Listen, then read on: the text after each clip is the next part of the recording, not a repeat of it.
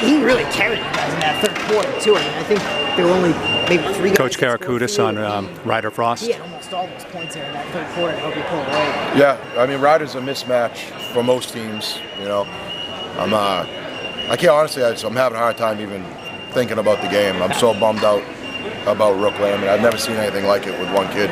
The bad luck that is on him. I mean, you guys know the article.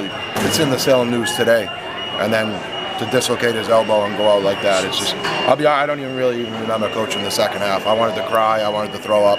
It's just that's all I was thinking about. So I give credit to my guys because they won that game on their own. I was in another world. Can you tell me more about what you know about the injury? I just know it's a dislocated elbow, and that's it. That's all I know. Yeah. But it's just, I guess in general with Ryder, it's just his ability to make buckets both inside and outside. Because you try height on him, he gets by you. You try quickness on him, he shoots over you. It's like, it's not a whole hell of a lot you could do. There's not a lot you can do. Especially, and Peabody is an undersized team. You know, and like you said, you put guards on him. We kind of try to get him in the post. But he can score from the perimeter. He can score on the block. He can score off the dribble. He can score in transition.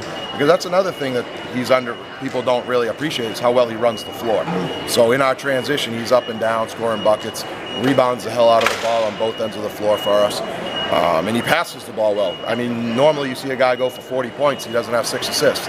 You know, and that's if I didn't miss any, or my guys didn't miss any in the flow of the game. Could have even been more. Well, there was one in the flow of the game. I think it was like a 5 or 6 point game or something. He made a really nice cutter to Diaz, and it's just not just assists, but timely assists. Right. You know, when those backbreaking buckets. It was the kids were definitely fired up. You know, when Rook went down, especially at halftime, they knew they had to rally around him. And I give him a ton of credit because the Peabody is a very, very good team. You know, that kid Forte is the real deal. Shea Lynch was unbelievable tonight. You know, I knew he's a good player, but I've never seen him shoot like that. And it just shows you, though, the type of caliber player he is, you know, even on the football field. The bigger the game, the bigger the stage, he's there. You know, so a ton of credit to them. And Coach Broden's got those guys playing so well coached.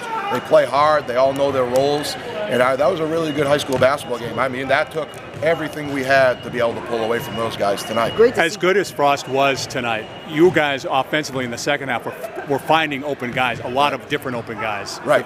We moved the ball pretty well because we are an unselfish team. And in transition, when you get 5 guys running the floor, you know, and guys that are unselfish, kind of takes care of itself.